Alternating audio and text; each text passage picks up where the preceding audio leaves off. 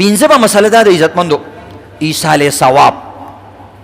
یو سړی وایي جي او دا هم ډېره ښه خبره ده، ستا پلارو په غریبۍ کې ژوند تېر کړی دی، غریبه ژوند وکړو او تا باندې سکول ویلو، تا باندې ته شاګرد کړی وي چې زما زوی به سبا غټېږي، دا به پیسې ګټي او دا به سنډا راولي، څنګه چې نور خلک خوشحالي د هغه بچي میخې راولي، زما بچی بچو دپاره به هم کوي، هغه مړي مور دپاره به هم کوي او د نبي علیه السلام دپاره به هم کوي. سبا دا سرکوزی بچی غټ شو، دا صرف یو ورکوټه شان چیلې راولي او پیسې ورسره ښه ډېرې زیاتې دي.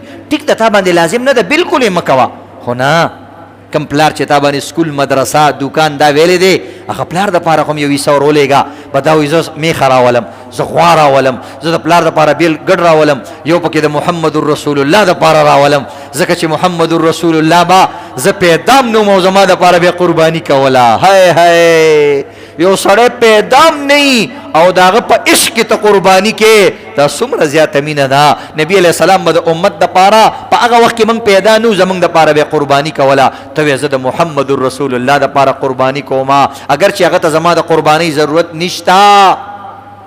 مخمددار غټ څاروی دې راوستو، یو پکې د نبي علیه السلام لا، یو د ابراهیم علیه السلام لا، یو ادم علیه السلام لا، یو خپل پلار لا، یو نیکه لا، یو مور لا. هی ستا مور له چې په قبر کې یو غوا او یو میخه ثواب ورشي، ابه څومره دعاګانې کوي. الله وایي زه د بعضو خبرو ويستبشرون بالذین لم يلحقوا بهم، الله وایي زه د بعضې مبارکیانې دې مړو له ورکومه د هغه خلکو په باره کې چې هغه وروسته د دوی نه راځي.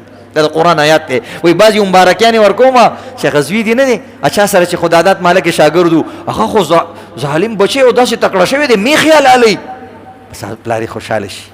ځکه د قبر ګورې یو ځان له زندګي ده، داسې نه چې بس قبر ته لاړې او قصه ختمه. هلته ثوابونه دي، هلته عذابونه دي، هلته جنتونه دي، هلته دوزخونه دي، هلته فرشتو راتګ دی، هلته خبرې اترې سوال جوابونه دي، داسې نه چې بس لاړې او قصه ختمه.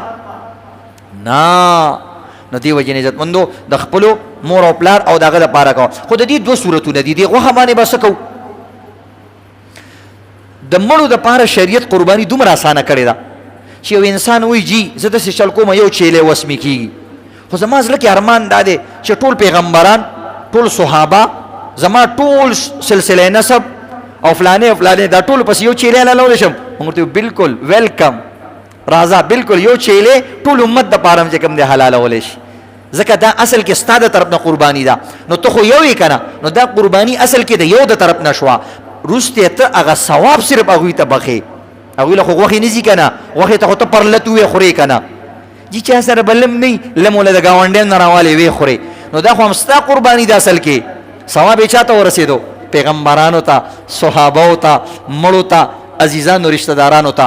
او چې چا سره دې نه لګېږي او دلته په دې بازار کې پخوا و، هغه هم پکې کله ناکله یادوه. ته یقین وکړه قبر کې به ورته دعاګانې کوي، والله د سالم بچي سره خو زما ورانه وه او دلته هم راپسې چې کوم دی پیکیج راولېږلو، نو کله ناکله هغوی پسې هم پیکیج کوئ چې دې سره به ستاسو زړه پاکېږي.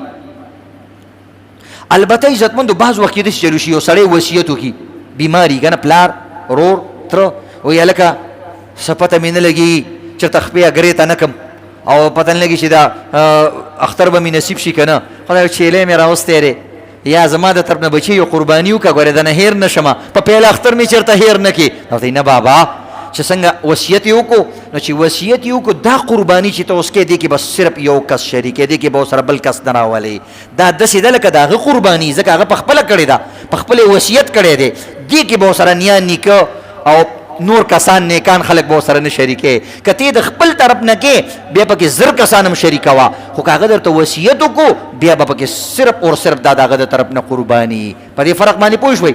داسې فرق. الله دې چا کره مړي نه کوي او الله رب العزت دې موږ او ستاسو حفاظت وکړي.